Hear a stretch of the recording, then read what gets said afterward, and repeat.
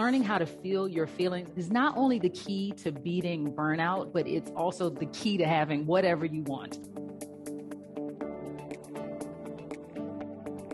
Hello, everyone. I am Tavana Denise, and I'm one of the Master Certified coaches here at the school. I am a business coach with a specialty in helping coaches launch in a way that doesn't burn themselves out, which is perfect because today we're talking about feelings. I'm excited to lead this workshop today after 3 decades of avoiding, resisting, buffering against all of my emotions. And yes, I was able to achieve a lot, but it was exhausting. And so I want to teach you one of the ways that I learned how to address this, because it's true that if you can learn how to feel your feelings, you will be unstoppable. So let's talk a bit about no-go emotions. Now, these are the emotions that are super uncomfortable, and these are ones that tend to cause us to buffer and not achieve our goals because we're not willing to go there. I want you to bring up one of your goals that you have in your mind, your impossible goal for this year, potentially. And just for a minute, we're not going to stay there, but I want you to think about what you might feel if you don't achieve that goal. What's the one word emotion that comes up for you if you think about a world where you don't achieve that goal? Is it frustrated? Is it disappointed? Is it sad? What do you think you might be feeling? And let's take that a step further. Let's think about how uncomfortable that particular emotion that you came up with feels to you. Like, how intolerable is it to you to experience that feeling?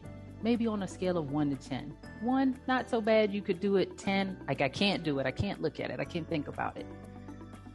This, my friends, is the work. Because if we can learn how to take that 10 down closer to a 1, it's possible that we might not be afraid of it, and we might actually take action on our goals. And we try not to say good or bad emotions, negative and positive emotions, because the emotions, the vibrations in our body just are. But think about that for yourself. When we can be curious about those emotions that we avoid feeling, then they loosen their grip on us. They become less scary. My favorite question to ask myself and my clients after they present anything is like, okay, let's have a look at it. I would just pause here and say that that's the other side of this work, right? So many of us have been so used to beating ourselves up to the goal, and it's exhausting. And then we get to that goal and we move the bar and we move the bar and we move the bar.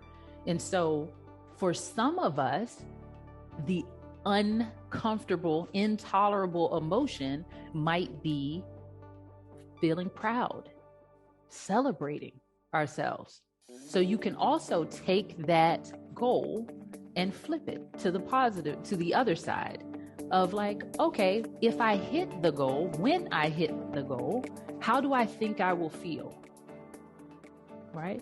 I will feel proud. I will feel successful. I will feel elated. What is that feeling for you? And notice, do your scale again, 1 to 10. How uncomfortable or comfortable is that emotion for you to feel? Right? Because here's the other side of the feelings model. If you are comfortable with celebrating yourself now and feeling elated and feeling proud of yourself now, you don't need the result to make you feel proud, to make you feel worthy, to make you feel successful. And we know that that's not how the model works anyway. It goes circumstance, thought, feeling, action, result, not result, feeling. There's so many things that we are trying to avoid feeling in our lives that we won't even go after them. And so if we can go that extra step, like what does disappointment mean?